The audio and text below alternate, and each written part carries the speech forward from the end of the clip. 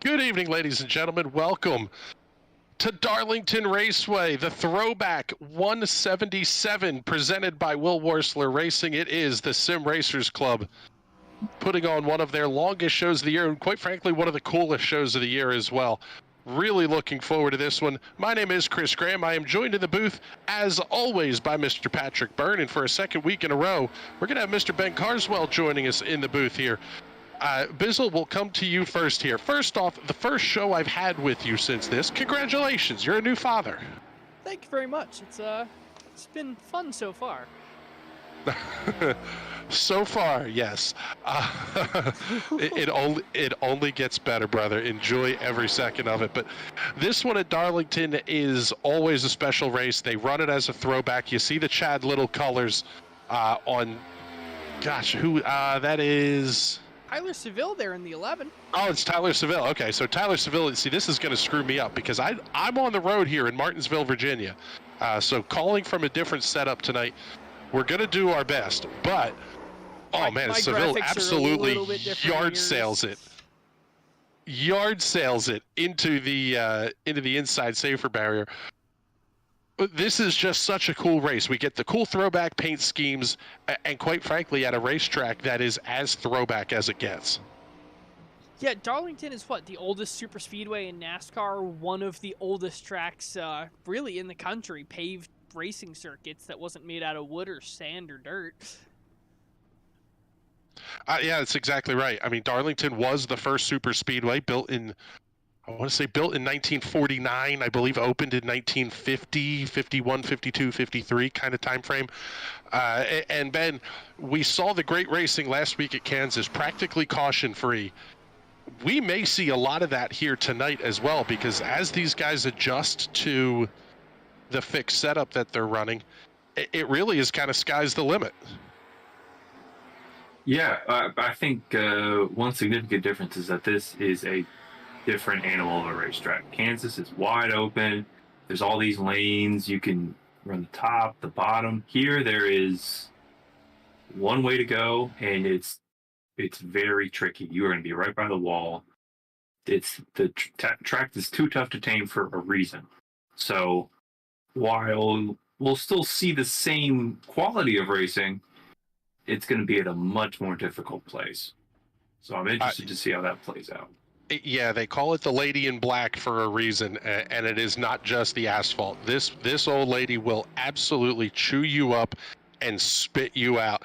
As we pick up the 19 of Tom Wilhite making his way out onto the raceway for his qualification attempt. Now, guys, we get to pick the winner of the throwback paint scheme contest. There's $15 on the line for first, 10 for second, 5 for third. All of that in iRacing dollars. This is an interesting case study in how we're going to make our choice. I love the early 80s throwbacks that we're going to see out here tonight. Some of them are early 80s throwbacks. The Gatorade colors of Darrell Waltrip on the side of Tom Wilhite's car. But it wasn't the number 19. Do you get any bonus points for having the number and the make and everything kind of dialed in right? Bonus points? I don't think you take any off. I definitely want to say there's bonus points, but if you have a scheme that's maybe on the wrong manufacturer or the number isn't perfectly correct, but the scheme is really well done, I say we can give them a mulligan on that one. Well, we're following along with the 77 of Andrew Moore Jr. out of the Commonwealth of Pennsylvania, the Weiss Markets car. This is not a throwback, so he will not be able to claim. It's not a throwback, but he definitely changed his numbers up to like more of a retro style. So I'll give him a point for that. Definitely not going to win anything tonight, but I will say I did notice he did that on the car. Yeah, as Andrew Moore goes to the top of the charts, he will be your fastest lap at a 29.408. If we could get the timing tower up, that would be fantastic, Bizzle. We appreciate that. Bizzle's handling the production tonight. I don't know if I mentioned that. Thank you very much for your efforts there. Another car that is not a throwback here tonight, Justin Rideout in the number 8. He is finishing up his qualification run, going to be about a quarter of a second back. Garrett Johnston and Tom Wilhite have finished their runs. Garrett Johnston, I can't wait to show you guys this one. one of the best we're going to see out here tonight. The number 15 machine is spectacular. The 24, Braden Carroll, he is a Jeff Gordon throwback to the, I'm guessing, 2001 time frame? The early on 2000s. Gordon's early 2000s. The original Flames car. Gordon was the guy who brought Flames back and made them cool again. Wow, that's a... Gordon made Flames cool again. Yes. Oh, here we go. We got to look at it. The 15 of Garrett Johnston on the raceway. A 1985 Ricky Rudd piloted car. It was a Bud Moore Racing entry. This was the loudest race car I have ever heard. Oh, I have seen this car in person. This one was at the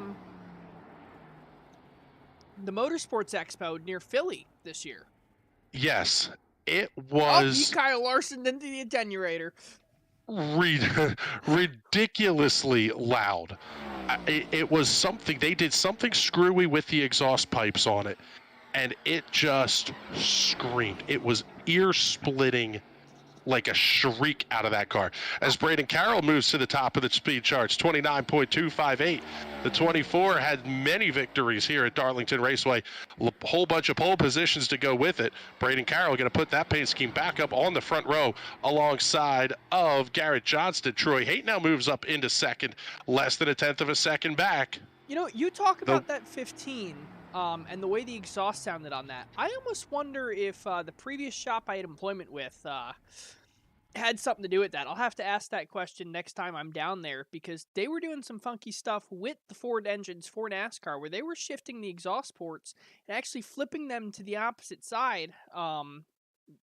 in the cylinder head to make it straighter coming out. And I wonder if that changes the sound of it, maybe makes it a little bit louder or make it carry farther.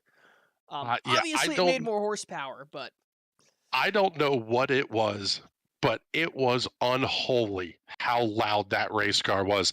As we have the 23 of Richard Smith II out on the speedway, he's going to slot into position number 7. Ooh. Again, about a quarter of a second back, doing the throwback to Bubba Wallace just a year or two ago. Wow, I didn't realize that was Bubba Wallace at first. I thought that was Team Watson Racing. But that was James Watson. You should have seen it in the TWR Racing Discord server. When this car hit the track in real life, those guys were like, "Oh my God, they stole our scheme!" It was a madhouse in there. I saw a little bit of it in our TNT Racing server. Watson was over the moon, but it is a throwback. It's not that long ago, but and that's exactly it. Oh, he tapped the wall there. Now this is another of those questions. This car was designed for the forward numbers. So, like the 15 car and this car here, the Racer X from Speed Racer. I love it. It is absolutely fantastic. It's not a NASCAR throwback, but it's definitely a throwback to one of the greatest old school racing cartoons of all time. I mean, before Initial D was even a thought, you had Speed Racer.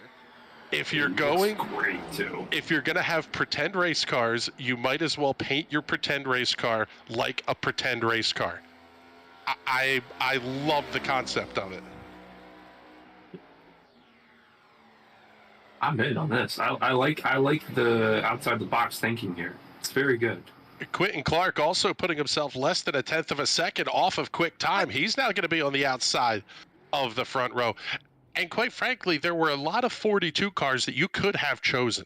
No. You could have gone to Trading Paints and picked any one of the pile of 42 cars that were in there. Mach 5 but designs. They went outside the box. I love it. Isn't that Quentin Clark's usual sponsor, or one of his usual sponsors? Okay, so that's completely a homebrew paint scheme, and they made it work. I mean, the Mach 5 was a car that Speed Racer drove, so Racer X was his rival. It's cool to get the yellow and black on the car.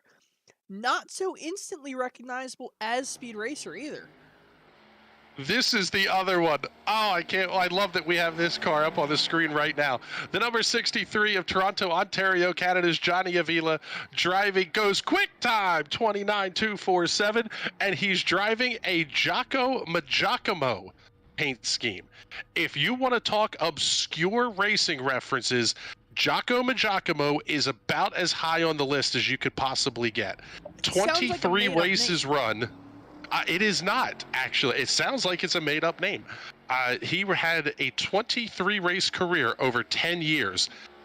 We're going to talk about this one during the show tonight because the story of the team, the car, the driver, so much goes into this.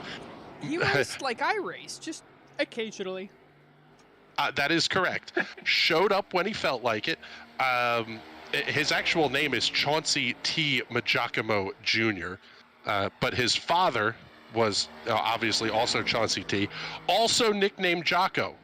So I guess he would have to be Giacomo Giacomo Jr.? Oh, it'd be like a real sideways there. That was an impressive save. He got really sideways. Oh, well, you know what? He's already up on the front row, so you might as well push it. Yeah, this He is already his fourth is lap. this practice? This lap yes. is not timed. Yes, he has already plenty finished his qualification run.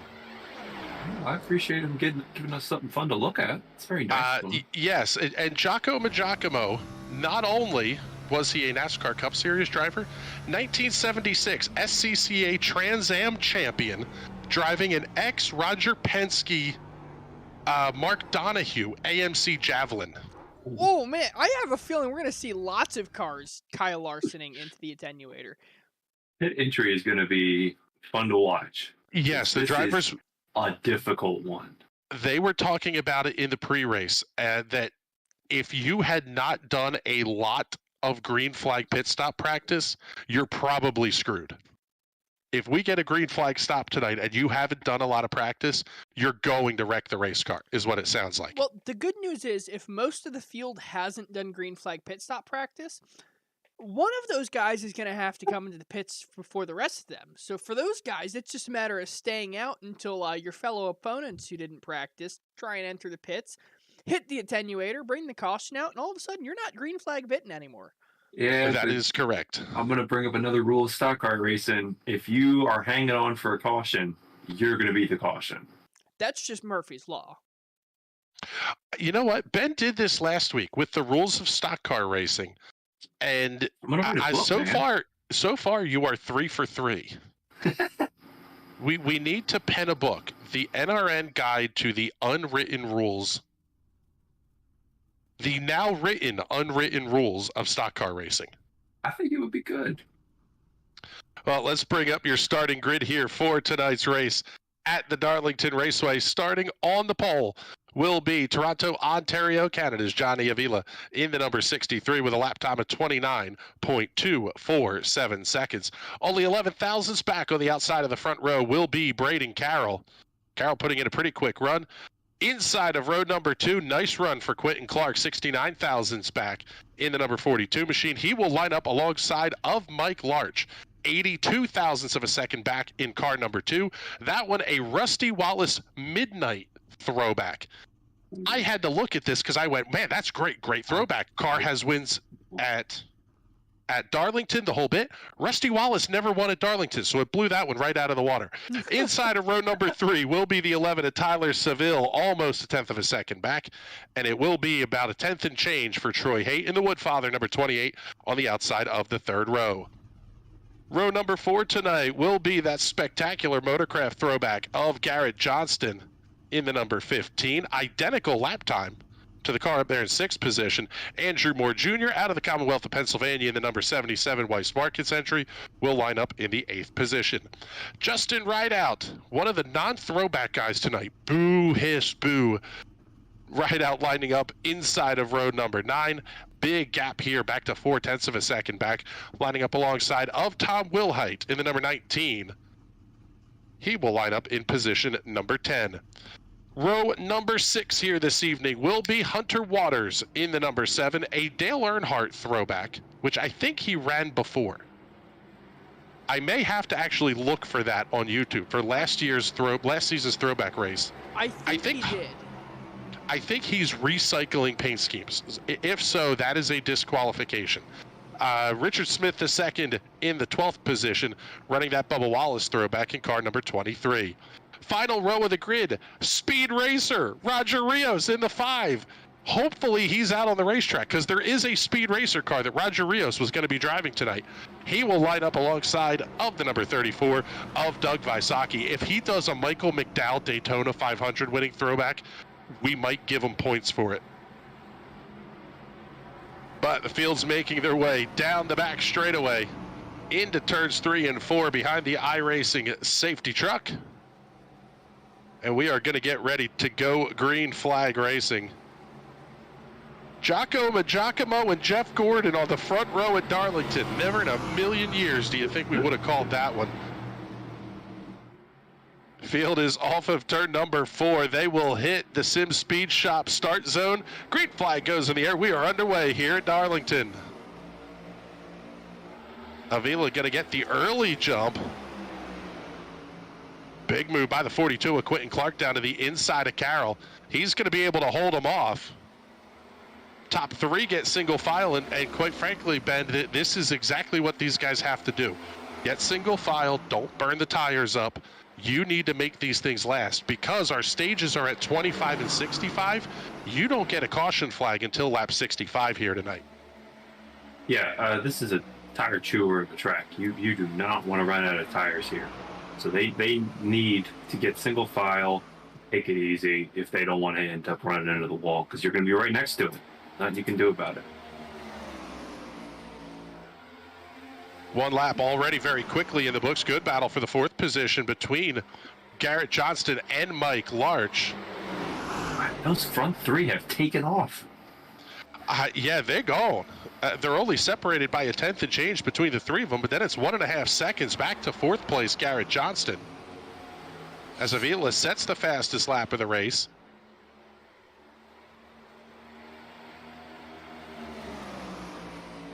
You're going to see a little bit of line difference, and it's just going to be see right there. Braden Carroll went just high on entry, just trying to get a little bit of clean air on the nose. But there's just nowhere to go.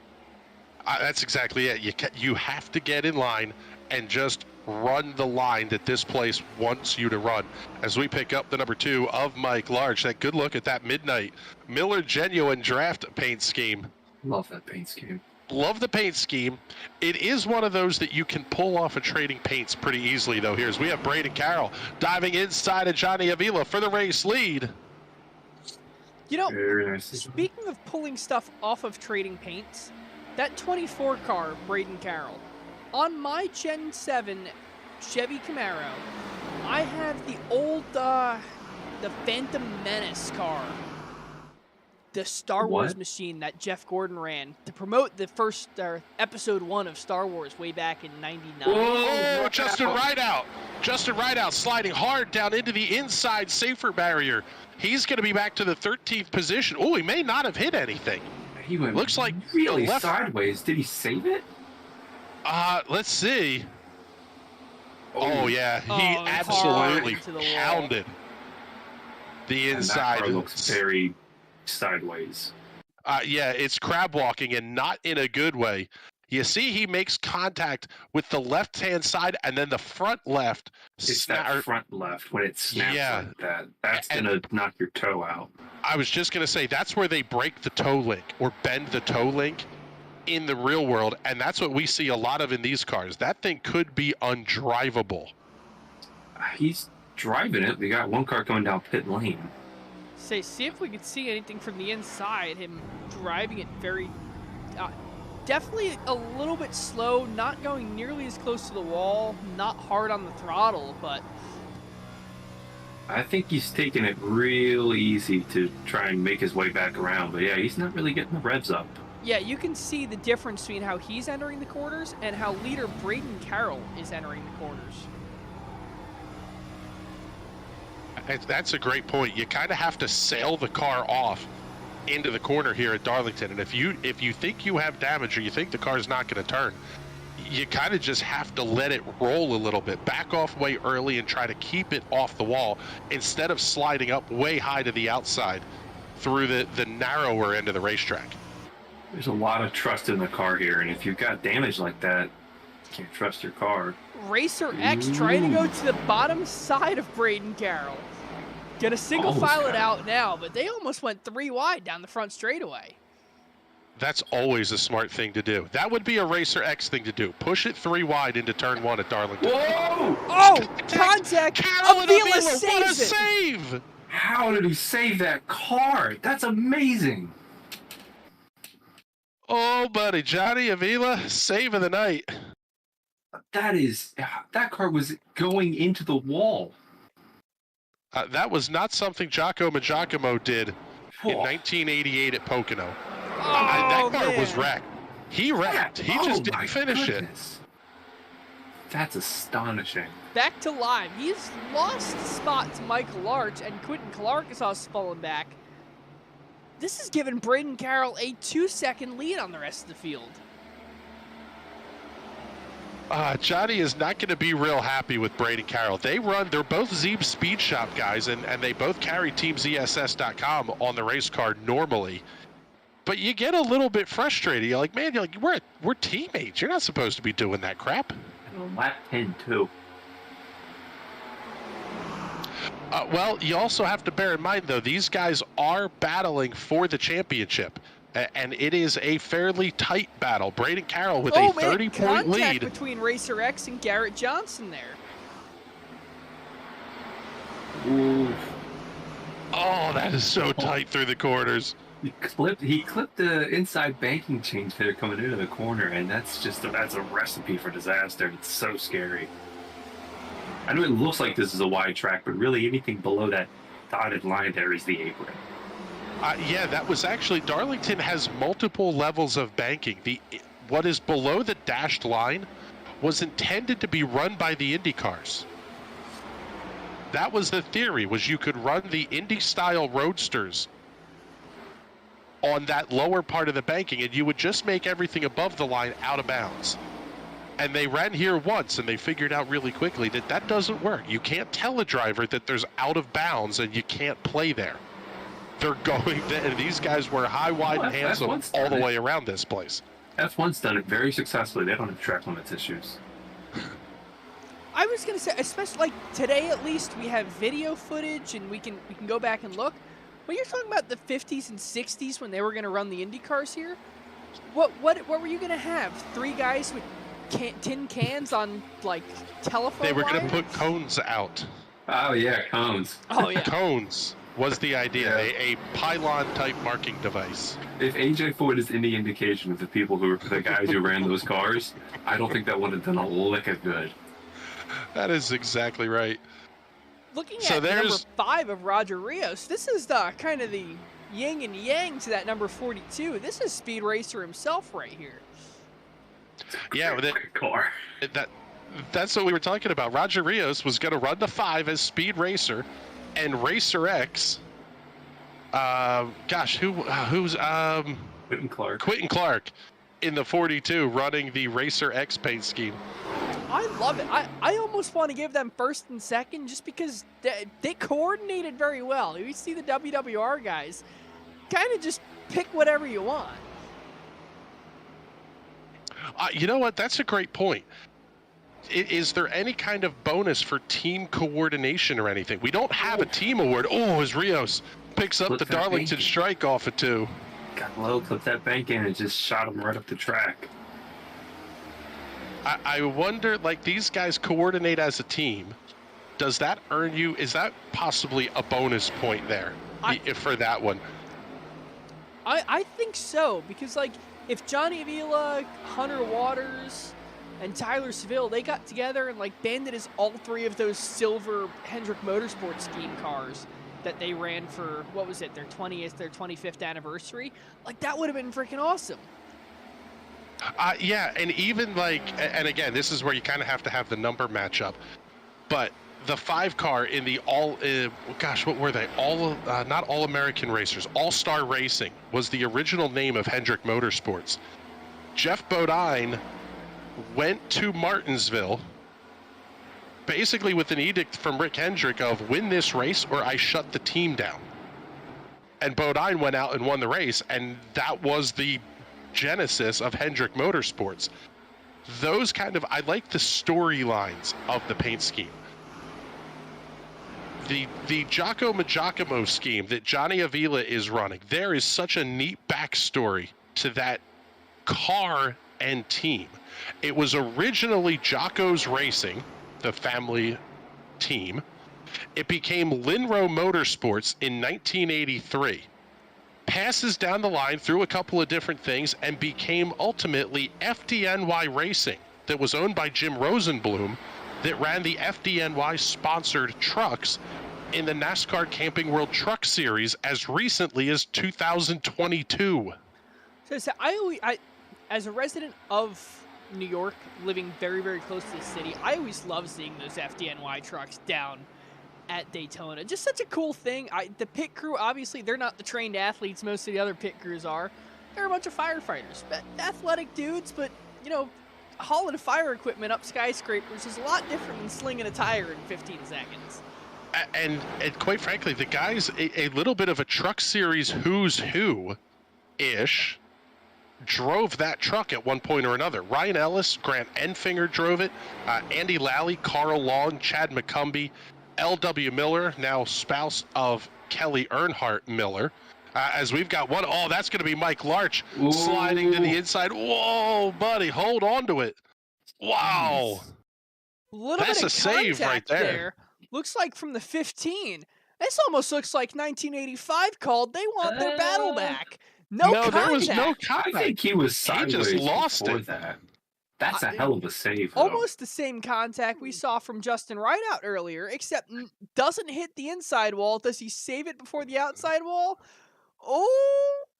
Yeah, he did. He did not hit anything. That's a better save than Johnny Avila made, I think. I locks it down before he hits the inside wall? Maybe. I think I give Avila extra points for keeping it going at speed. That's true. You know what? He was going to hit the wall 3 times there, missed it each and every time. I'm going to have to give him a point that's a Jimmy just Johnson for spin. that. Rusty Wallace would have hit that wall. Yeah, that's Jimmy Johnson's Dover right there. Takes a real stock car driver to do that. Of course there's a Jimmy Johnson reference coming out of Ben Carswell. Yeah, you know who I would have voted for to win this?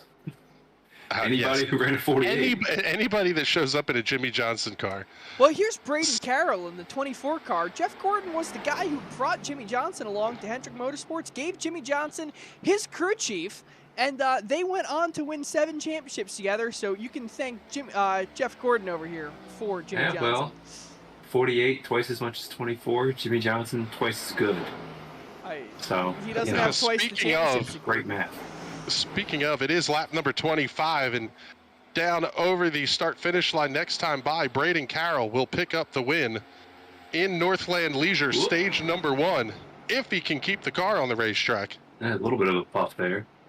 I'm not sure what Avila got to about 6/10 back, and is now dropped 6/10 back to about a second and 2/10. I think he realized, I'm not going to get him in time to win the stage. Let me just keep my tires. But he flipped off a ton of time. Yeah, green and white checker go in the air last time by for Braden Carroll. He picks up the win in Northland Leisure stage number 1. While we have a moment here, let's do all the big thank yous of our sponsors that help put all of these races on for the Sim Racers Club. Have to say a big thank you tonight to Realty Executive Saskatoon. They are the sponsors of the Most Laps Led, the Hard Charger, and the Most Positions Lost prizes. Northland Leisure Products is the sponsor of the Stage Breaks. A little bit of a cash award going out the door for those ones. Custom Paints and Diecast is a seasonal and Grand Champions prize sponsor. And SimSpeedShop.com is the series entitlement sponsor, with seasonal champion and safe driver drawing prizes and grand championship prizes for the top 2. Need to say a big thank you to Mint Mortgage for coming on as the season sponsor here for the Sim Racers Club Premier Series Mint Mortgage fall season. Also Real Assist for coming on board as a sponsor as well. Picking up the battle here between the 15 of Garrett Johnston, the 11 of Tyler Seville, and the 28 of Troy Haight. That'll be 4th, 5th, and 6th as we work lap number 28. Seville is a guy who can save tires like it's his job. Unfortunately, I don't have the lap averages, but something tells me Tyler Seville is just not going to push that race car until he absolutely has to. We got 30 more laps to go until they have a caution. So, guarantee, ooh. Don't have lap averages set up, but you can definitely see he's not pushing it. Kind of just waited for the door to open and slid right on in. Didn't force the issue at all there. Yeah, maybe a little bit of right side romance on the 15 of Garrett Johnston, but you're going to get that at Darlington. This place is, Ben talked about it, it's not that wide. It's a tough place to get around single, let alone try to make a pass. Sometimes you got to kind of swap the paint or at least rub the wrap off the car next to you. I like how we all say it's not that wide. This is one of the narrowest tracks in NASCAR, but realistically, from wall to wall, isn't this the widest track in pretty much all of America? Yeah, it's an illusion. Yeah. If you go from widest point, maybe, because the front stretch at Pocono is immense. Okay. In the corners, this track is definitely the widest track in all of NASCAR. Well, the turn one at Pocono is wider than the front straightaway. Is it? Yes. I guess, that's an odd illusion. Well, because there's an immense amount of banking there in turn one at Pocono. Well, we say immense, 14 degrees of banking. It's not that much comparatively. Sitting at the top of the banking there in turn one, though, it's intimidating looking down. Yeah, well, and this is actually, we talk about it a little bit. This is the kind of place that they built the banking up. So they dug out from the infield, dug out from the surrounding areas, and built the banking up. So you kind of drive up and onto the banking into the corner. Places like Pocono, they dug the corners out to lay them. So you kind of dive off into the corner and it spits you back out again. Dover is much the same way. Dover. That almost seems like a northeast kind of thing, because Pocono's like that where they dug the corners out. Same thing with Dover. Even just going back to my home track of Riverhead Raceway on Long Island, the corners are dug out. The corners aren't built up there. That's correct. And the reason that they're not dug out here is because of how close you are to the ocean. The water table is very high in Darlington, South Carolina. I mean, you Riverhead, basically have to build up. At the town of Riverhead it's is bedrock. on the ocean. Correct, but you have bedrock close by. You don't have bedrock very close here in the southeast. Yep. That is fair, I get. Yeah. Most of the southeast is essentially a river delta. Yeah, it's a swamp. That's like Daytona. After that hurricane hit 2 years ago, they weren't sure if they were going to get the 24-hour race in time because they had to refill all the sand and everything on the banking. Yeah, I mean, that's a great example of banking being built up. Like, if you walk outside of Daytona, it's just immense to look at. From outside the track, you just go, oh my God, because it's huge. From where you stand, like walking through the parking lot off of turn 4, where you stand up to the banking almost looks higher than where you stand on Main Street in Daytona looking at the grandstands. It looks like the banking itself is higher. It's incredible to look at and go to. I have been to a lot of these places, and none of them compare to Winchester Speedway. Winchester is 40 plus degrees of banking. It's about 40-ish, and it's to the top high side of that. You can't walk it. I mean, literally, when they do the track walk before the race, everybody has to walk on the bottom of it all the way down by the apron because you just cannot walk on the racing surface. When they clean up after a wreck, they like lean on the safety trucks to walk along the racetrack and pick the crap up. It is absolutely crazy. But see, you would think with that much banking, any damage and debris from cars would just roll down to the bottom. No. Actually, we watched a Crown Vic go out of the ballpark there in one of the prelim races, and it looked like straight out of a 1960s NASCAR wreck film. Two guys made contact, and he just took off like a rocket and goes tumbling out of the ballpark. It was like, holy crap, this guy, we just watched some guy die, and he just jumps out and jumps up on the roof of it like, yeah, this was the coolest thing ever. I've seen a sprint car do that at Grandview this year.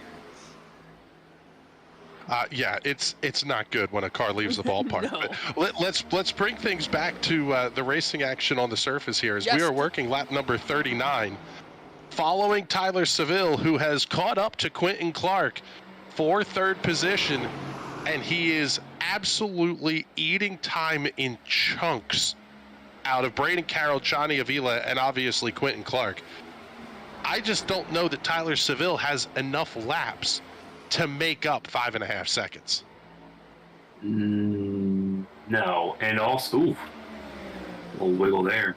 That might be the moment.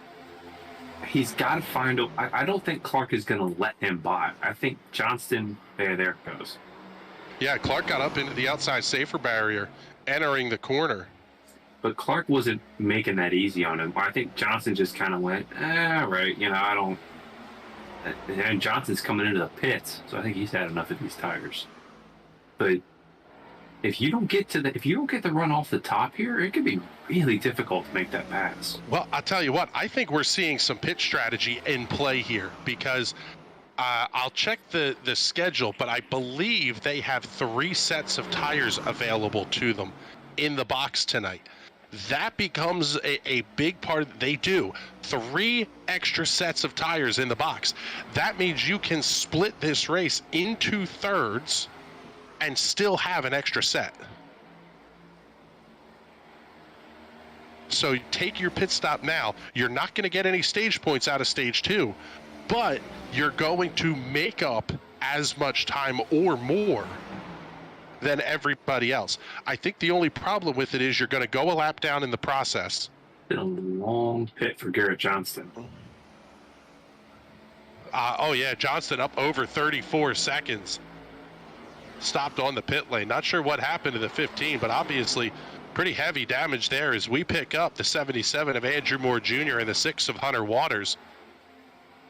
Hunter Waters did a nice job with the number on that car. He got the 7 in the Dale Earnhardt-ish font. Well, there is RCR's font they use. There's a default iRacing font. I believe it's Micro Gamma. That is pretty freaking close, if not identical.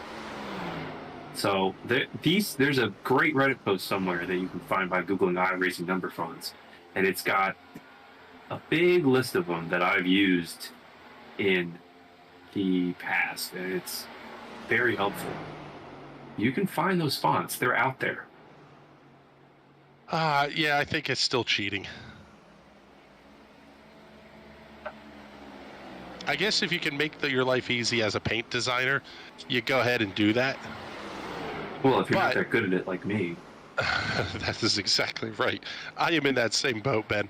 Not nearly as talented of a painter as I am of a broadcast professional.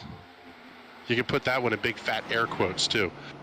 So, working lap number 46, Waters doing a nice job, commendable job holding off Andrew Moore in the 77. And I think this is about the closest battle on the racetrack right now. The only other one that's fairly close is going to be Tyler Seville and Quentin Clark for 3rd and 4th, but that's up over 0.8 of a second now. He's still another 8 seconds back from that. Carroll has really stretched that lead. And I don't know if Avila's playing a tire-saving game, but he's pretty far back. 3.8 seconds. I think that might be pace. Well, and Bizzle, we've seen it in the past where Braden Carroll has jumped out to big leads and then he kind of falls back to everybody by the end of the run. That hasn't necessarily been the case this season. We are seeing a much more mature Braden Carroll piloting that 24 machine, and it's showing in the championship as he's got a 30-point lead over Johnny Avila. Yeah, and even here, it almost looks like Braden Carroll has just done so much more practice at this track, has really dialed himself in. He is not making a Road to Pro attempt. I put him in the same category as Johnny Avila in terms of skill, but Johnny Avila has to dedicate a ton of his time to his Road to Pro attempt. Where Braden Carroll here, kind of just doing whatever. He might have had all week here to practice for this race tonight, and it's clearly showing. Yeah, they put up the league does a fantastic job of prepping the drivers for the race. They put up a practice session on Monday nights, a 2-hour practice, and all the drivers get the setup for the week in the identical conditions that they're going to race in on Wednesday. So you can download that set, you take the weather data, you can really run full-length race simulations multiple times throughout that kind of 3-day window before we get out here for the race on Wednesday night. Running a tire stint somewhere here like Darlington is huge. Yeah, and this league makes it really, really awesome. Like that Monday practice they put up, a lot of the drivers are there. So even like as a road course ringer this season, I was able to hop into those Monday night sessions, even for 10, 15 minutes, see where I compared against everyone, get an idea of, hey, am I going to be a front runner this time like I was at Daytona or Watkins Glen where I was in the top 5, and then at Charlotte Roval going, I have no idea what I'm doing. I better stay out of everyone's way. It made it very easy to do this way. I didn't have to do it on the fly during the race. Well, we are getting close, down to 15 laps to go here in stage number 2, and Braden Carroll continuing to hold that lead right about 3.7 seconds. Richard Smith II is going to be the first car 1 lap down. Oh, buddy, as the 5 of Roger Rios slides up into the outside wall, the Mach 5 design machine. Oh, buddy, Braden Carroll has to take evasive action as they come around Tom Wilhite. Oh, Braden, catch your breath here, brother. Man, that's not a situation you want to be in as the leader. Seeing cars go too wide in front of you, hitting the wall, that is not at all what you want. That is terrifying to see. You're just thinking, please, please, please, please make this easy on me. Because he doesn't want to use his tires up. He doesn't want to have to push this too hard. Everything's falling off at a nice, gentle rate. You know the car's going to get worse as the run goes on. But if you have to push, even for a turn, you can cook the tires, you heat them up. Once you heat them up, everything just starts going downhill. And it takes a ton of work to get it back to normal. So you don't want to be in a position. Braden Carroll loves this right here. Nothing in front of him, just cruising on ahead. Look at all that empty room. He loves it. All he wants to do right now is click off 12 laps. Yeah, 12 laps is easier said than done here, especially on baked off old tires. Real quick, got to check into the comments here. Cody Brooks, thank you very much, brother. We appreciate the super chat. Love Speed Racer, he says. Yes, the Speed Racer cars are awesome. If you like what you're watching, by the way, give it a like and a share. No likes, no shares yet on the video. I will do one. Well, I guess it's kind of act to like your own video, isn't it? I was hoping that Cody tuned in because I knew he was a huge Speed Racer fan. That is awesome, man. And to your point, Chris, I don't think it's a problem liking your own videos. If I didn't like it, I wouldn't have posted it. That's why I like everything I put on my Facebook page. That is the most dad logic I have ever heard. And you've picked it up 4 days into being a father. That is fantastic, Bizzle. Oh, super sideways, Rios. Whoa. Yeah, that 5 machine is a handful. Oh, man, he's way down to the inside of the racetrack. Roger Rios currently running in the 12th position. Yeah, that's the hard part, is once you get them down near... It's not to the meatball point. It's well before that. But you hit a point where you go, I just can't drive this thing anymore. It literally becomes impossible to drive the race car. Yeah, the cliff is very real here at Darlington. There comes a point where the only way you're going to be able to drive the car is 5 seconds off the pace, because otherwise there's just no grip available. And if you burn them off early, you are suffering for the rest of the run. And I think that's exactly what's happening to Roger Rios. He's out there just hanging on for dear life. So closest battle on track right now is going to be for the 4th position here between Troy Haight and Quentin Clark. That battle is currently at 0.4 of a second, but getting a little bit tighter as Haight is drawing him in down the straightaway, but still not by very much. Yeah, and we saw this with Quentin Clark kind of losing the ground and then losing the spot very quickly to Tyler Seville. Could be seeing something similar here with Troy Haight. Troy has become a much more consistent driver this season. And quite frankly, he's one of those guys that we talk about the development of a driver. He's been really fun to watch because he was a regular, 5th to 10th place car. Now we're seeing him regularly inside the top 5, and maybe not making the huge step to the podium every week, but as you develop, you start to find those tenths of a second that you're missing. I mean, we saw the same thing with Kevin Dick while he was running with us. He started, when we started broadcasting the series, maybe a 7th, 8th place driver, and week after week just got better and better. And then he got fast enough where he was running away with the race at the beginning, leading them, but just burning his stuff up, and he'd get past towards the end of the race. And then he won a damn championship before he, unfortunately, had to stop running. But you kind of see that progression with a lot of drivers now. Quentin Clark, definitely one of them, where he's making his way closer and closer to the front. Troy Haight has made huge improvement in the last 2 years. Yeah, we have a handful of guys that we've really seen a lot of development out of. And we've also seen some shifting in the team structures as well. Quentin Clark, Roger Rios, they've kind of partnered up with Andrew Moore. They're hanging out in the Pie-Eyed Racing server, where that was Andrew Moore and Kevin Dick. It was a 2-car team. Now that can be, I mean, we have, I think, 2 or 3 of these of the guys that are paired up with Quentin Clark. Yeah. They're not here tonight. So that becomes a 4 or 5 car stable, very similar to what we see out of Will Worsler Racing. Yeah, those used to be the Riot Motorsports guys, and I'm sure they still are the Riot Motorsports guys, but that partnership with Pie-Eyed is going to be huge because currently I see 3 drivers in the WWR server, and I see 3 guys in that Pie-Eyed server, and Pie-Eyede's only disadvantage to WWR was the fact that they were outnumbered by WWR. And so seeing a little bit of a drop-off in the Will Worsler camp and a little bit of a pickup in the Pie-Eyed camp. So could be a really fun championship battle going forward, as well as next season. I'm looking forward to it immensely. Yeah, and quite frankly, that the teammates can come into play here over the next handful of races. Next week, we head off to the Texas Motor Speedway. The reconfigure on that track, you can lean on teammates a little bit. The following week, we're off to Talladega. It is all about teamwork and getting your guys lined up as much as you possibly can.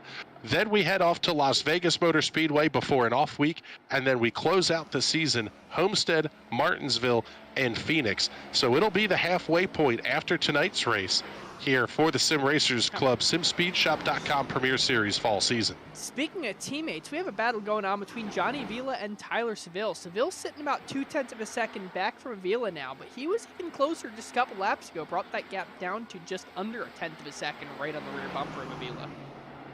Well, coming up to stage end too, so you want to get the pass done now. Yeah, you want to take the stage points away from your teammate if at all possible here. It is now going to be... Maybe Tyler Seville is going to sit back and let Avila get those stage points because he is trying to catch up to Braden Carroll. So every position here is going to help. I guess hurt less since he is behind Braden Carroll. Yep, and your race leader going to be through turns 3 and 4. And he will come down to see the green and white checkered flag. Braden Carroll picks up his second Northland Leisure stage win of the night. He gets the win in stage 2 here at Darlington. Johnny Avila, Tyler Seville going to follow across the line, followed by Quentin Clark and Troy Haight. Hunter Waters in position number 6, making his way through turns 3 and 4. Ordinarily, you let the top 10 get across the line before the checkered flag comes out. However, we're only down to 8 cars left on the lead lap. Tom Wilhite, the first car, 1 lap down in the 9th position. And there it is. Caution flag is out for the first time here tonight. 66, now 67 laps completed, clean and green. So first caution night, Braden Carroll is going to win both stages here. This is going to shake things up a little bit, though. This brings Johnny Avila and Tyler Seville right up to the bumper of Braden Carroll, where he was running away with it before. I don't know if he's going to be able to do that again. Yeah, Avila did a nice job keeping that car up in the second position is we're going to see everybody head for pit lane. What really becomes interesting to me here now, Ben, is we're at the halfway point of this race, or right about the halfway point. Actually, yeah, we're just past the halfway point. That means you can do this race without stopping again if we go caution free. You could, and if we go caution free, I don't know that anybody's going to try and pit, because I don't know that you can make up that much time, especially with how difficult passing is here. But I don't know. If you get a late caution, everybody's going to come down for tires, because you have to. If we get a caution, 30 to go, 20 to go, everybody's coming down for tires, because they're going to have, again, we're taking our first set of the day, and Carol just barely got Avila off pit road. These guys still have 2 more sets of tires left. So the only real question here is, if we don't get another caution, do you try, if you're 5th, 6th, do you say, you know what? There's cars already a lap down. I'm not going to fall that far back. Why don't I pit and see if I can make up some time here? And if you pit, you might force others to pit. Well, that's exactly it. We're going to be able to start playing that strategy game. And by the way, gentlemen, check the broadcasting notes. I see Bizzle is typing. We will let Ben start typing here as well. We will make at least our 3rd place call here, hopefully before the end of this caution period.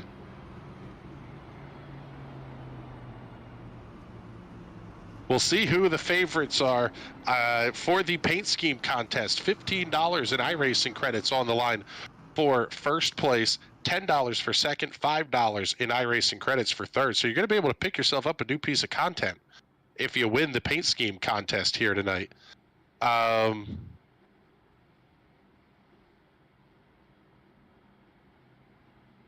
But field is getting bundled up here behind the iRacing safety truck, and I believe they're going to be coming down to the 1 to go signal next time by.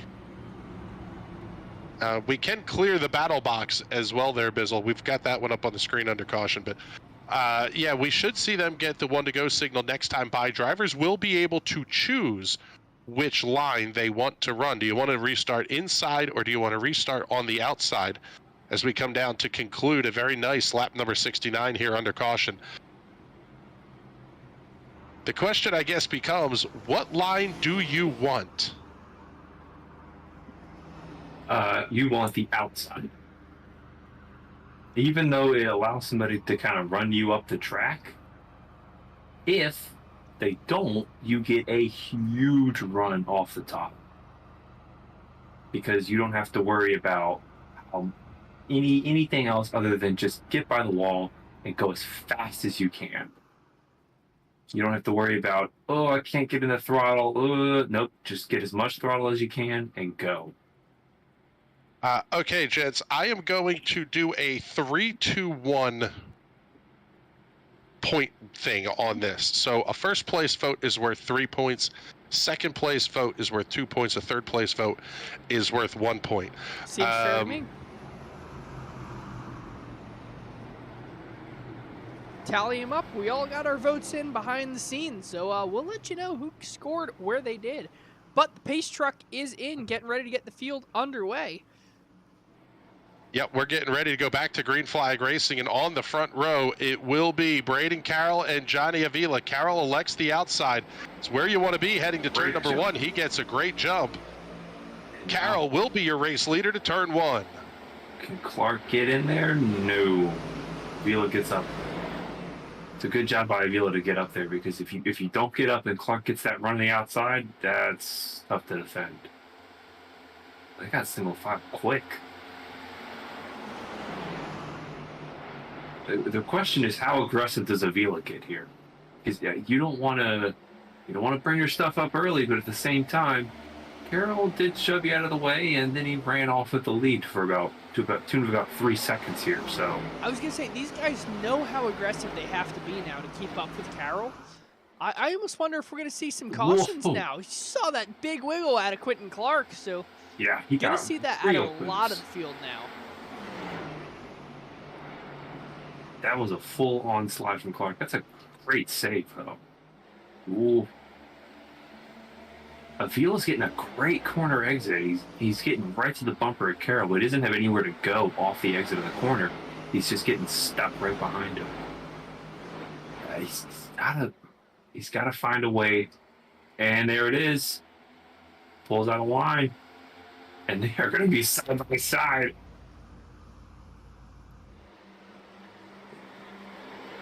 Okay, we have results of the paint scheme contest. We are not going to announce them yet, though. And the lead change. We got a lot going on here. We have a tie for third.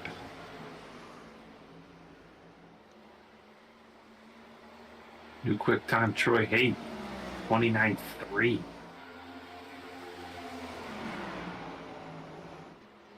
Avila's got to see if he can run away here. Can he run consistently and run away? Troy Haight will go on board with him as he's running quick time, watching this battle in front of him between Tyler Seville and Quentin Clark.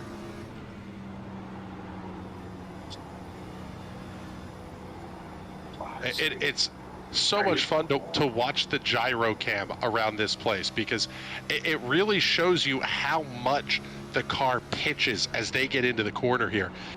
It is a whole lot of movement side to side that the car is making as well. You almost have to like manage the body roll a little bit.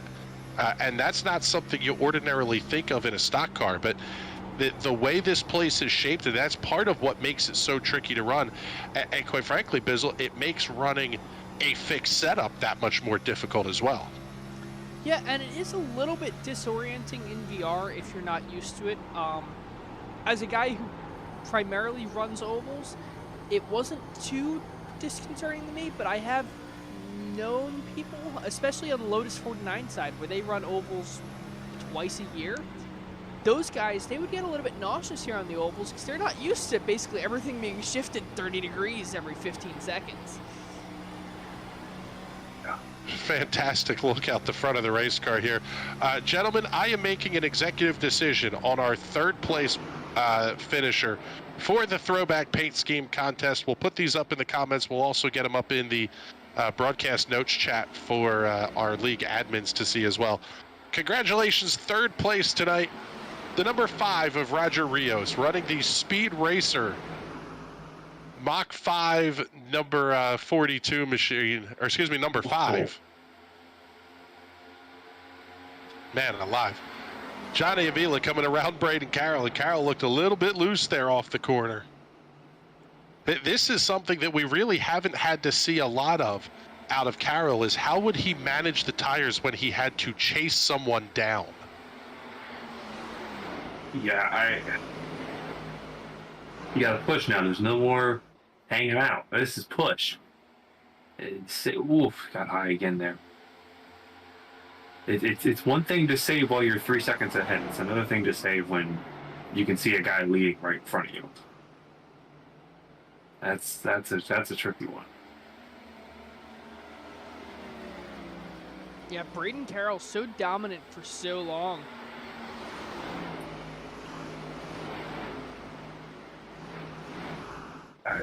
We'll sit He's on not board losing with any Braden time. Carroll.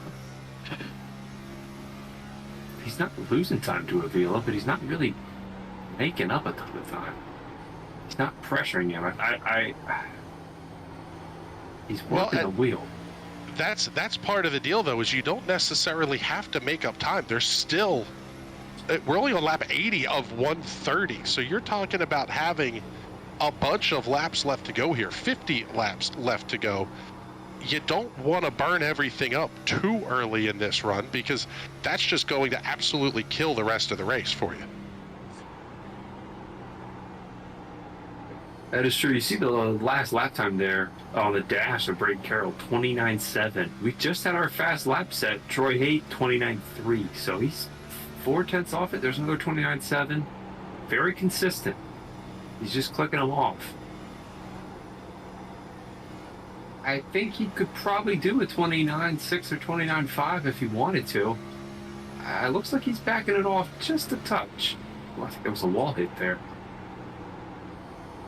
The car shook just a little bit. For everybody that is following along and interested in the paint scheme contest, we will announce our second place finisher at lap number 100 and our winner of the contest at the checkered flag of tonight's race.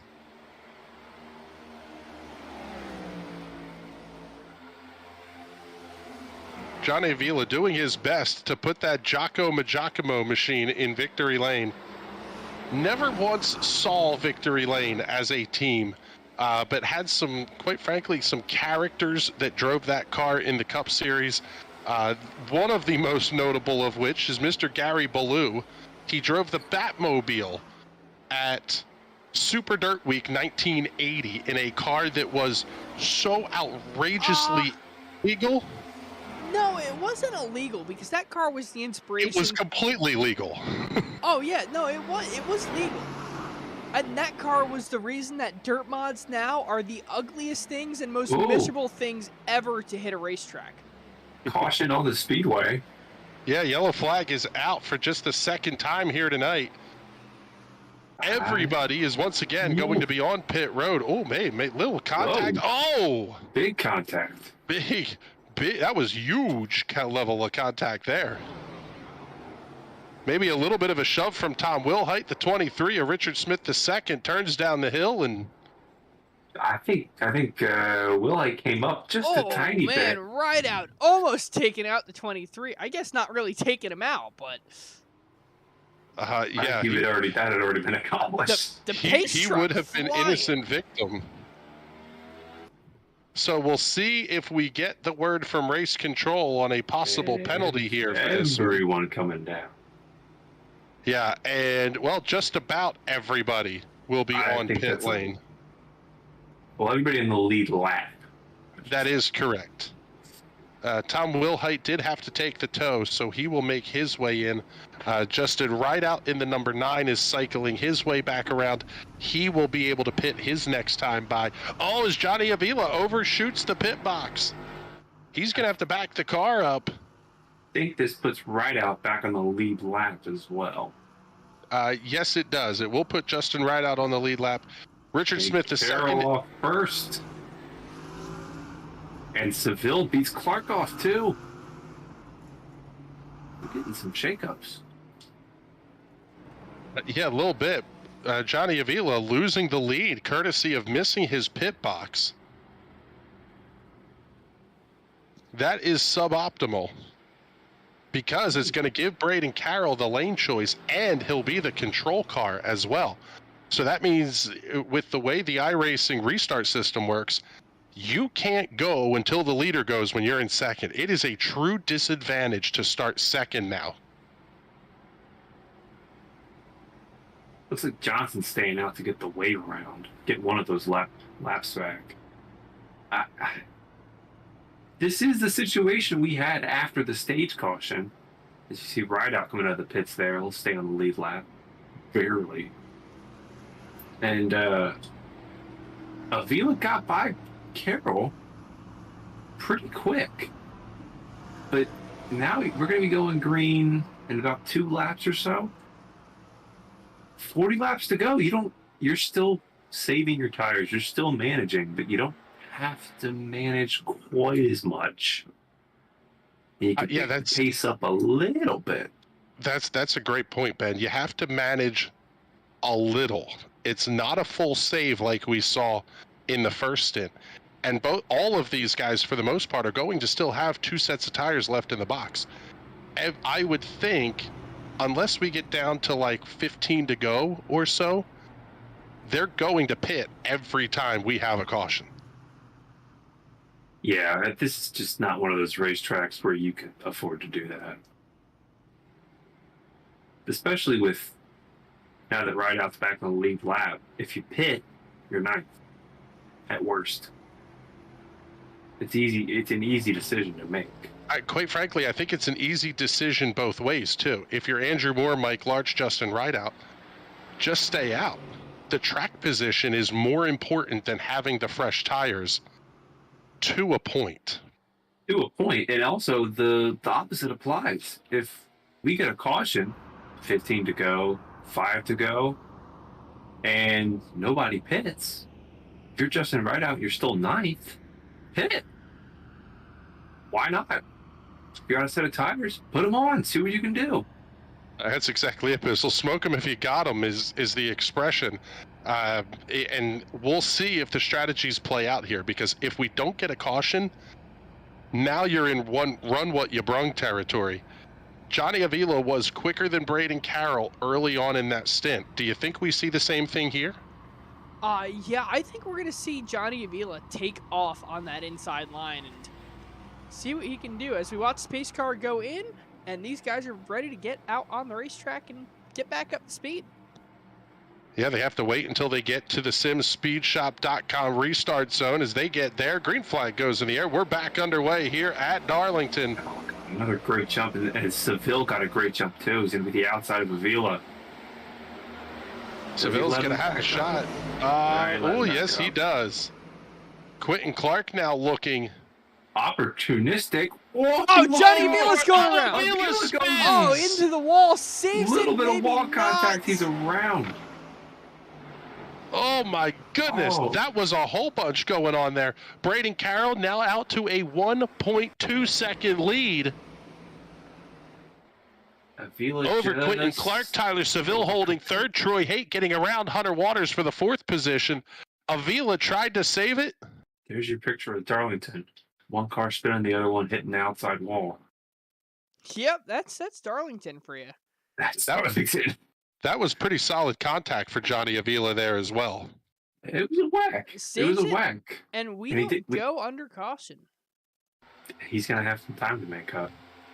Yeah, well, this is, without a caution, this is race over for Johnny Avila. And quite frankly, could be championship over for Johnny Avila. He's still in the 9th position, but Braden Carroll picking up 20 stage points tonight, plus the 40 points for a win. Save. Wow. Goodness gracious. Getting real sideways. Oh, man. Just the same thing. A bunch of cars off of turn 2, almost getting in the Speed Racer over there. That one almost looked like he got a little bit of help. That was... Oof. New quick time Braden Carroll. Ooh, and wow, Quentin Clark way loose off the corner as well. I think if we don't get another caution, it's race over for the rest of the field. Braden Carroll is flying. And Quentin Clark looks like he's pushing to catch up, and it's just not. Not only flying, but smooth. That is so critically important here at Darlington. You just have to run the racetrack. If you try to push like what we saw there out of Quentin Clark, that's not going to work. Yeah, he's, I'll say this much, he's doing the paint scheme justice. Because that's exactly what we saw out of the 24. Smooth and freaking fast. Yes, we saw a lot of that here in the real world at Darlington. Jeff Gordon with multiple Southern 500 wins, won a lot of the spring races as well. Actually, Jeff Gordon, sort of one of the reasons that Darlington only went to one race, because for a while it was the house that Jeff built. And people were getting bored and the stands weren't full. And one of those races that Darlington had went to the California Speedway to give them a second date. All is right with the world again, though. All is right with the world. Darlington back to having 2 dates. All is not right. Otherwise, we'd have a race at Auto Club. It'll be a short track, allegedly. So, yeah, okay. Allegedly. These guys believe in NASCAR propaganda. Drink the Kool-Aid, man. It's tasty. Yeah, man. There's no short tracks in California. We need to build one. Not buying that. Ooh, that's tight. Oh, gosh. Wow, what a fight. Troy Haight. Run for Troy Haight. Slide job up off into the corner. Sort of how you have to get the pass done here at times at Darlington. Send it in and hope you clear the guy before you get to the outside wall. That's what Clark did on the restart to Seville, and he just slid a little bit too far up. But other than that, it worked out. No, lap number 90. Lap 97 goes up on the board, just a handful of laps away from announcing second place in our paint scheme contest.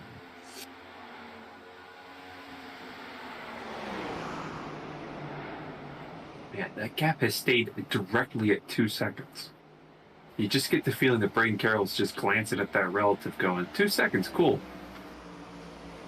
Don't need to go any faster. And it is interesting what we saw in the vote for the throwback paint scheme contest. The guy who's the old NASCAR guy grew up with 80s and early 90s NASCAR, voted very differently from the two young punks that are anything but historians of the sport. What? What? I'm the redneck here. What is this? This is like a erasure of my culture. Ben Carswell is a denizen of the Commonwealth of Virginia. Wait, so there's only 2 Commonwealths in this whole country, and all 3 of us in this broadcast are in both of them. There's more. There's more. Kentucky is one as well. Well, that one doesn't count unless you have the fried chicken. Ooh, whiskey. That's fair. Yeah. Them to just... Their bourbon and horse racing are pretty fantastic. Lap number 100 is on the board. It's time to announce our second place finisher. Roger Rios, Speed Racer, getting third. Racer X, Quentin Clark in the 42, picks up second place in the paint scheme voting. That is a fantastic looking race car, and I love the way he integrated the sponsors into making you make the accurate paint scheme and then you make the sponsor logos fit. Yeah, I think past the concept, it's just a great paint scheme too. I think that's something that I think gets lost in the throwback schemes when you look at them and you go, it's cool history, but it doesn't look that great. That looks great. It just looks good. Even if you didn't know what it was, you'd look at it and go, that's a cool looking paint scheme.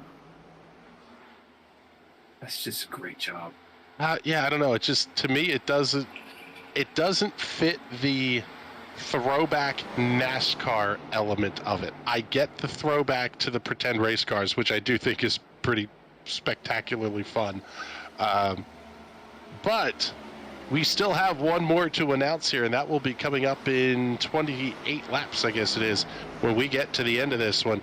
Braden Carroll running the Jeff Gordon Flames paint scheme is your race leader. Whoa. He has a 1.3 second lead over Troy Haight. Tyler Seville, Quentin Clark, and Hunter Waters round out the top 5. Waters with a big moment off the corner. That brought Andrew Moore kind of back up to him a little bit.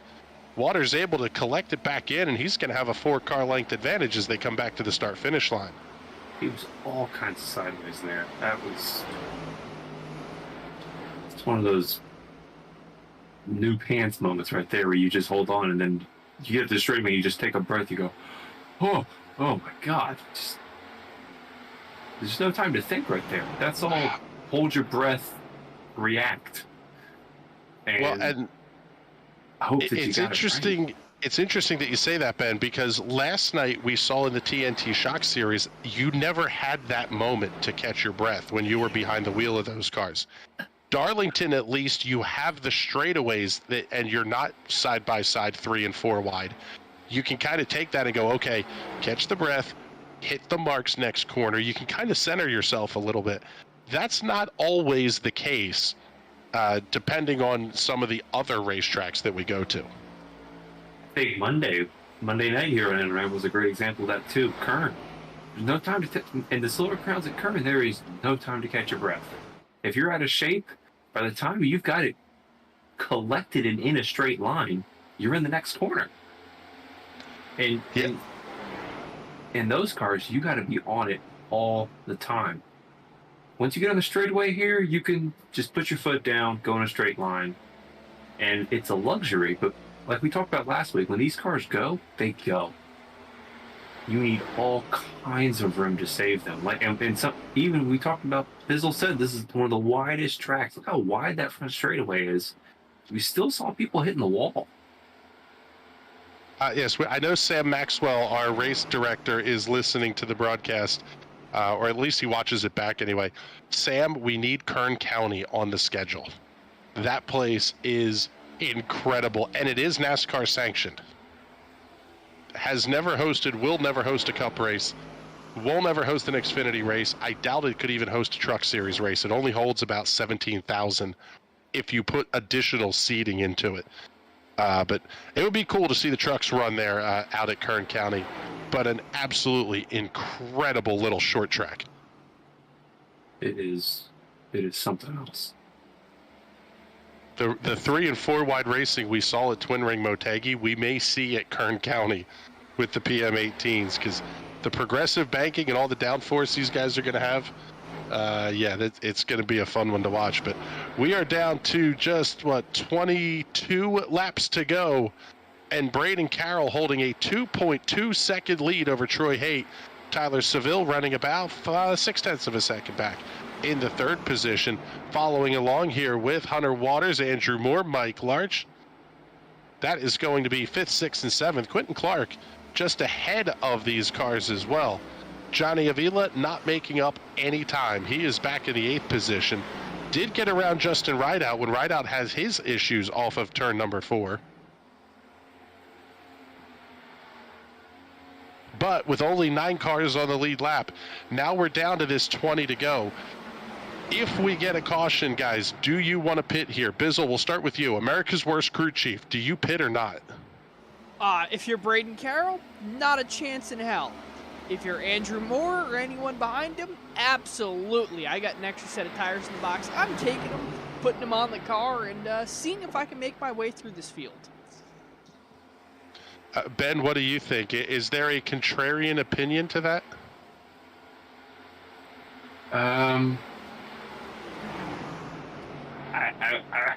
I would say absolutely not for Braden Carroll. If it comes out now, you pit. If it comes out with 5 to go, I think I'd have a lot harder time pitting, because that's just not. If you get that, he's got a huge jump on all these restarts, and it looked like Avila was the only guy that could hang with him, and he's going to be at the back of the pack no matter what. If you're Johnny Avila, do you come in, if there's a caution comes out, everybody in front of you starts pitting? With 5 to go? Do you just go, you know what? This is the easiest way to pass 8 cars. You know, if you're Johnny Avila, I say you're doing the opposite of what everyone in front of you does. If the majority of people in front of you pit, you're staying out. If the majority of them don't pit, what do you have to lose by pitting? Yeah, I think Carroll, it's lap-based. Now, caution comes out now, pit, 2 any laps. 5 to go, don't pit. Whoa, super sideways. And look at Larch taking advantage of that. He's going to get a 2 for 1. Yeah, that could be a blue light special by the time they get to turn number 1. Attention Kmart shoppers, Mike Larch moving himself up towards the front of the field, trying to get inside the top 5. Oh, buddy, almost making contact with that lost Chevrolet number 7 of Tyler Seville, of Hunter Waters. You know, speaking of Kmart shoppers, after moving here to Erie, Pennsylvania, every 15 blocks it seems like there's an old Kmart, still the signs up and everything. Growing up from my childhood, I think I've been to Kmart once, and I've seen more closed ones here in Erie than I have in the rest of my lifetime. Sounds about right. I guess they didn't like the blue light special. So it'll be 15 laps to go this time by the start-finish line for race leader Braden Carroll. The advantage still well over 2 seconds over Troy Haight. Tyler Seville, Quentin Clark, Hunter Waters complete the top 5. 6 through 10 will be Mike Larch, Andrew Moore Jr., Johnny Avila, Justin Rideout, and Richard Smith the second. Smith, the first car, 1 lap down, and he's actually 3 laps down. Would be in line to pick up a lucky dog. However, Justin Rideout is not all that far away from going a lap down again to the race leaders. He's 25 seconds back, which means he's only 4 seconds ahead. If my math is right, we're running 29, high 29s probably by this stage of the run. So, yeah, something like that. Braden Carroll's last lap was a 30.185. So, 4.5 seconds ahead. Good chance he was left down by the. It's a good. Ish. So semi-irrelevant as well, without a caution. But that is true. Tyler Seville coming around Troy Haight. He's going to move up into position number 2. He's done the tire saving. And is that a 1 I see on the number to the left of the dot? That means Tyler Seville 6 there. is closing quickly on race leader Braden Carroll. We talk about how good of a tire saver Tyler Seville is. Last lap for Seville was a 29.895. Last lap for Carroll was a 30.282. So 0.4 of a second separating these drivers. That lap, 0.6 of a second separating them. Ooh. Tyler Seville is making the ground up. Is falling quickly. This could be something. He's got just enough time, but he cannot put a foot wrong. Getting to him is one thing. Passing Braden Carroll is something entirely different. You got to remember, you can use contact to pass here. On my latest road trip, my favorite thing to listen to was the 2003 Dodge Dealers 400 that happened here. And I sat through that whole broadcast waiting for the end of it where, oh man, who is it? Is it Craven? Is it Kurt Busch? Oh, Craven. Across the line, they were beating and banging each other the whole way down. That is something I want to see between the number 11 car of Tyler Seville and the 24 Braden Carroll. And a 0 pops up. Yeah, they yard sailed a couple of race cars there, but Ricky Craven getting the win. The rate Tyler Seville is closing. Braden Carroll, big wiggle. Way loose off of 2. And to go, he's got enough time, and it's a half a second now. Look, Lord, he's flying. Why don't we get on the gyro cam here of Tyler Seville and see what he sees in his hunt for Braden Carroll and that top spot. Only 10 laps remaining here at Darlington. He's not out of control. There's no. He's going really fast, but it looks settled. It looks calm, and he's pulling in 3.5. You know what tenths. though? You almost saw a little bit of yaw at the midpoint of the corner, where the car kind of the back end wants to step out. You can almost see Seville manipulating the throttle there as well. You're steering this car as much with your right foot as you are with the steering wheel. Carroll into some lap traffic, right out, getting right in front of Seville. Pucker factor Zulu for Tyler Seville, but he keeps his foot in it. Oh my goodness. Gap is less than half a second. Oh man, who is that? The 23 Richard Smith coming down in front of them now. Gap is down now to 1/4 of a second between Carroll and Seville. 2 car lengths. That is nothing at all. 8 laps to go. I think we might be on for a crazy finish here. He's there. It could be a crazy finish, or this could be Tyler Seville by 4 or 5 seconds. If he's able to clear him cleanly and just set off into the sunset, you could very quickly see this lead open up to just a huge number. Because once you get past him, he's right there, looking to the outside. Can he get there at the quarter panel? Can't let him get to the outside. I tell you what, that was a great piece of driving by Braden Carroll there. Forced Tyler Seville to take an off nominal line into the corner.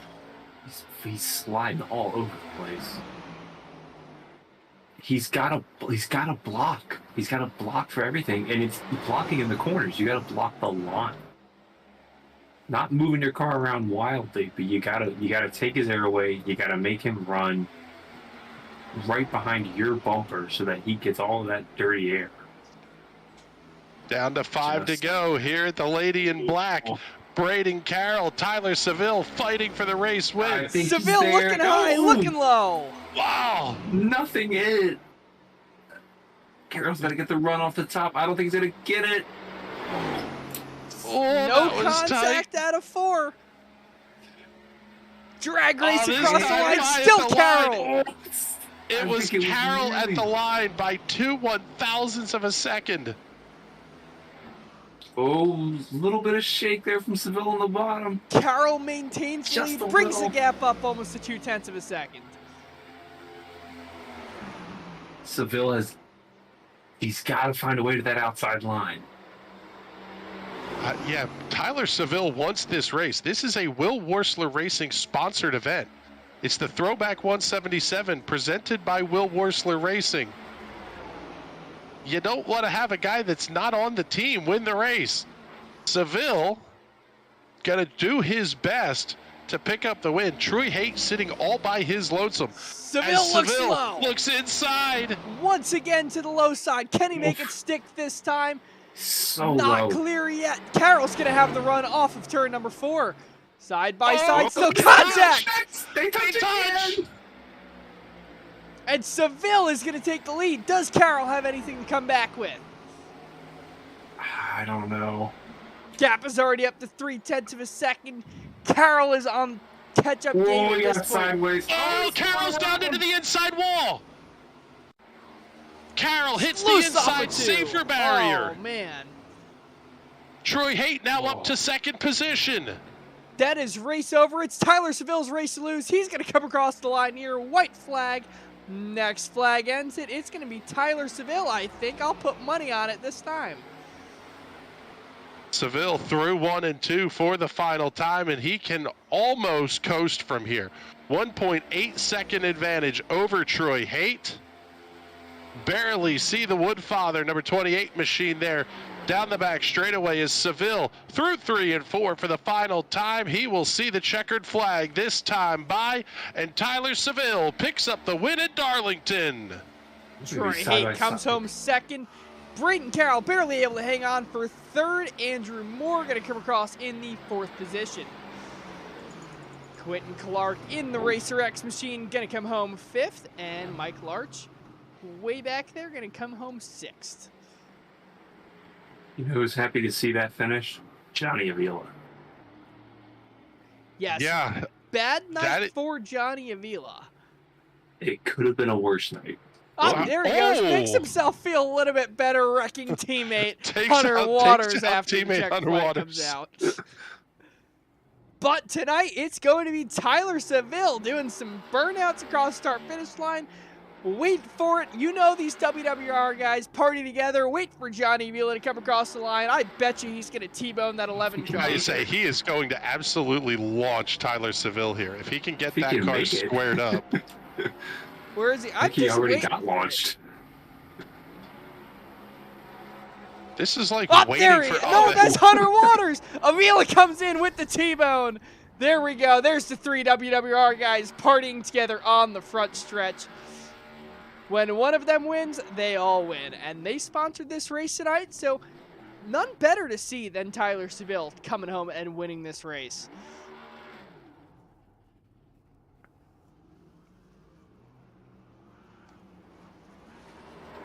Oh, not done. No, they won't be done no. for a while. This is a demo Yeah, derby. basically once the when the motors blow, that's when they're done. Yes, that is correct. Race winner tonight is going to be Tyler Seville. Troy Haight going to come home in the 2nd position.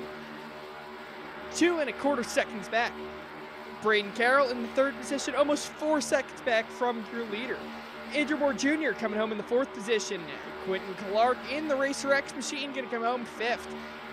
Mike Larch in the number 2 Rusty Wallace machine is going to come in the 6th position. Hunter Waters will be 7th in the Dale Sr. throwback. In the Jacko Majacomo throwback will be Johnny Avila in the 8th position. 9th will be Justin Rideout in unfortunately not running a throwback scheme. We won't make fun of him too bad. Richard Smith in the Bubba Wallace throwback will finish in the 10th position. Nice recovery drive by Richard Smith II. He took an EOL penalty after that contact with the 19 of Tom Wilhite. So nice job there. Roger Rios going to finish in the 11th position. 12th, Garrett Johnston. All is not lost for you tonight, sir. Congratulations. You are the winner of the paint scheme contest. The Ricky Rudd Bud Moore throwback number 15 machine. That was spot on. Beautifully done. Garrett Johnston coming home in position number 12. 13th, Thomas Wilhite. And Doug Wysocki finishing in the 14th position. So that is going to round out your field tonight. Why don't I go and grab some of our drivers, get them ready for the interviews tonight? Which one do you want to bring up first, Chris? You know what? Let's start with our third place finisher tonight, Braden Carroll. Actually, I don't see Braden in the room just yet. Let's start with Mr. Haight, and then we'll start with Troy Haight here. Bring him in. Troy, congratulations. A fantastic drive for you tonight. The car looked really consistent all night, which is an important thing to have here at Darlington. Yeah, it was a good run. Was having issues past couple weeks with connection, so hopefully that was better. Yeah, well, that was going to be my next question. We've seen the connection issues in the past. We did not see anything tonight. You got to feel good because you get the call from race control that says, hey, drop to the back because you're having a connection issue. Tonight, you don't hear that, and it's like, man, I just get to go for this one. That's got to feel good. Yeah, it was a lot of fun tonight. Was up in the top 6 or 7 all night until that, caution at the end, so I was able to get up there and chance for the win, but Brandon was pretty quick, it kind of evened out there, and then Tyler came up and took the win then. Yeah, it was an impressive run for, quite frankly, all three of you guys. What's going through your head when you see, Tyler and Braden are bouncing off of each other, Braden's down into the inside wall. All of a sudden you're thinking, man, I could pick up a dub here. Yeah, I was watching them bang a little bit there, and I just kept trying to, wait for it, and it didn't really come, but I'll take second, though, tonight. Well, congratulations. A very nice run for you here, Troy. And before we let you go, make sure you do all the big sponsor plugs and thank yous you want to get in here, too. Yeah, I want to thank Woodfather, my dad for his support, friends and family for watching, and you guys up in the booth and all the admins. All right, brother. Well, thank you much. We appreciate you giving us a couple of minutes of your time. And now we'll bring up a guy who, quite frankly, I would say heartbreak hotel for Braden Carroll here tonight. Led a ton of laps tonight. Great battle with Tyler down the stretch, and ultimately the car just got a little bit loose. What happened out there with just a couple of laps to go? Nah, I'm not too upset about it. It was all I killed my my left rear, surprisingly. I was just loose. Me and Tyler had a good battle. We got together, but I was expecting it. So ain't nothing wrong with that. It was really fun though. I feel really bad because I thought I was alongside Johnny and I wasn't. I tried to outbrake him because I figured I was alongside and I was behind him, and I half spun him. I felt bad. Yeah, that was one of those. I said, Johnny's probably not going to be too happy with a Zeem Speed Shop teammate having that kind of contact. But how do you kind of reset yourself after that incident? Because Darlington is a place that you really have to have the concentration spot on every lap. Yeah, I didn't do it on purpose. I told him, I was like, I'm sorry. We were talking, and I told him, I was like, I didn't do that on purpose. I'm really sorry. He wasn't even upset about it. And if he is, he's hiding it pretty well. We were laughing and joking, but he didn't hit the wall. He burned up his tires a little bit, but he's really good at Darlington, so I wasn't too worried about him. I don't know what happened later in the race, but all of a sudden he wasn't behind me anymore. Yeah, Johnny having a big moment, similar to what you had off the corner. But man, you got to be pretty jacked up here because you pick up 20 stage points. You get 38, 37 points, whatever it is, for third. Johnny finishing back where he did. You're going to have a pretty commanding lead in the championship at this point. I feel like that's the only reason I'm not too upset about what happened. Me making just burning the stuff up. I got a little carried away. I set a fast lap, and then I was like, well, I'm already a 10th up. Might as well keep rolling. And I think that's what ultimately did it for me, was trying to put down some really quick laps at the beginning of the run. But I mean, hey, you learn, and Tyler's always super good at saving his tires, and he showed it tonight. And I'm glad he was able to race me clean. Yeah, it was a fantastic show that you guys put on. Man, thank you much, because sometimes these races are long, but you guys gave us a whole lot to talk about here tonight. Congratulations on the podium, and before we let you go, make sure you do all the sponsor plugs and thank yous you'd like to get in. Thank you to the Zeem Speed Shop, obviously. They weren't on the they weren't on the car this weekend, but they're always there. This teamzss.com, you know. Cody and Money Shift Media, and you guys for putting on this weekly amazing broadcast. I enjoy watching them back every Thursday. All right, buddy. Well, thank you much. We appreciate you coming to hang out with us here in the booth. And now it's time for us to bring in our race winner tonight, Mr. Tyler Seville. Man alive, Tyler, we talk about how good you are at saving tires, and then you come to a place like Darlington, and all of a sudden, that's when you really see the guys who are good at saving. How did you catch Braden over those last 15 or 20 laps? Because, you were a half a second quicker towards the end of a tire stint. Yeah, I don't even know that it was so much that I did anything different than I normally do. I think Braden, just for whatever reason, burnt his stuff up too quickly that last run. I thought I was just average in 1 and 2, but in 3 and 4, I was able to get up off of 4 pretty well, as long as I didn't overdrive the entry. And then, yeah, I'm a little shocked as well with those last 10 laps as quickly as I caught him there. Man, it was a wild show. And then what goes through your head when all of a sudden the guy you were just battling is now, you see him disappearing off the relative, and you're like, what the hell's going on?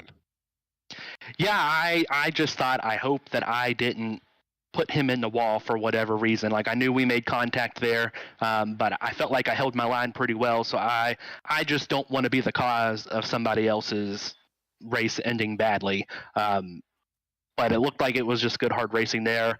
And then I think he just got loose. But yeah, awesome to put the John Deere Toyota Camry in victory lane tonight. Yeah, you didn't pick up any of the prizes for the paint scheme, but nice throwback to Chad Little there in 1995. I will make him feel a little bit better, though. My girlfriend came down towards the finish of the race. She owns 2 John Deere tractors herself, and she was happy that the John Deere car won. So at least you have that. Well, it was between this one, and then I also was thinking about throwing it back to Jimmy Spencer when he drove the Sirius car with Mongo on the hood. Oh, that one would have been. But I thought this one would look a little bit better under the lights. But that Sirius scheme is amazing. Yeah, it is. Yeah, I was going to say both of those are fantastic choices. But man, Tyler, congratulations! A great win for you here tonight. The car looks spectacular too. Before we let you go, do all the big sponsor plugs and thank yous you want to get in here. Yeah, shout out to Chubbies for allowing me to take them off the hood to put John Deere on there for this race. Shout out to my teammates, Hunter and Johnny. They had pretty good runs up until the end there for Johnny. And then shout out to Will, Richard, and AJ and everybody at home watching. And congrats, and thank you all for the broadcast. Yeah, picking up the win in the Will Worsler Racing sponsor Throwback 177. Congratulations on it, Tyler. A great win for you here tonight. And as we get ready to wrap things up here, gentlemen, man, I'll tell you what, we'll go to Ben first. Second time you've gotten to call these guys, and second time you've gotten a great show. Yeah, I'm 2 for 2. I got to keep showing up. This has been great. Keeping it clean as long as they did, and the extended stretch that they did was really impressive. I think it's just a testament to the collective talent and the collective respect. It was a great show, and Darlington once again proved why it's one of the greatest racetracks in the country, if not the world, because every time you come here, there's always something going on. Yeah, and Bisley, I think Ben nailed the word there with respect, because you could have seen the battle between Tyler Seville and Braden Carroll turn ugly just out of pushing a little bit too hard. These guys both did a great job. Keep the car under control. Keep it off of each other as much as you possibly could. And they really put on a great show for us here at the end. Yeah, it's why I always love coming and doing these Sim Racers Club broadcasts where this is definitely one day of the week where I pick up a new job. Hey, can't work Wednesday nights. I have this thing to do because these guys make it absolutely worth it. Sit here, watch them pretend race cars. All of the drivers respect each other. They drive fantastically. They put on a great show. I thought Braden Carroll had that one in the bag, and all of a sudden, he's sitting there in third position. Troy Haight and Tyler Seville get by him after a fantastic battle. And it's not just this week they do this. This is something I say almost every week with these guys, which is why I come here every Wednesday night and watch these guys race. They are fantastic every time. Yeah, they always put on a great show, and we're going to have another great show coming up tomorrow night. I will be a game time decision. My choices are watch the U.S. Open Wheel C-Class cars, the Indy Pro 2000 cars at Willow Springs, or the Real World NASCAR Wheel and Modified Tour at Martinsville. You know, as someone who has not watched a modified tour race all year long, growing up on Long Island, going the Riverhead Raceway, the track that has the most modified dates out of the year out of any of the tracks, not seeing one this year, absolutely disheartening. I wouldn't be offended at all if you chose to watch the modifieds instead of come here and watch iRacing. Yeah, that might be the call. We'll see. That'll may be a game time decision. We'll see how the workday goes tomorrow. But looking forward to Willow Springs. Either way, I'll be watching that broadcast back because the SOF race there is going to be spectacular. Based off of what we saw out of the TNT Shock Series. Put the best in the world in the Indy Pro car out at Willow Springs. It's going to be a fun show. Looking forward to that on Thursday. A little bit of a light week next week. We have the TNT Shock Series. They will be off on Halloween, but we're back with the Silver Crowns on Monday, Sim Racers Club on Wednesday, Indy Pro 2000s on Thursday. You can catch those races at 9, 9, and 9, or 9:45, 9, and 9 p.m. Eastern Daylight Time, respectively. But with that, time for Bizzle, Ben, and I to get the hell on out of here. It's been a great show. Thank you all very much for watching. We appreciate you coming to hang out with us, and we will talk to you all soon. Have a great night, everybody.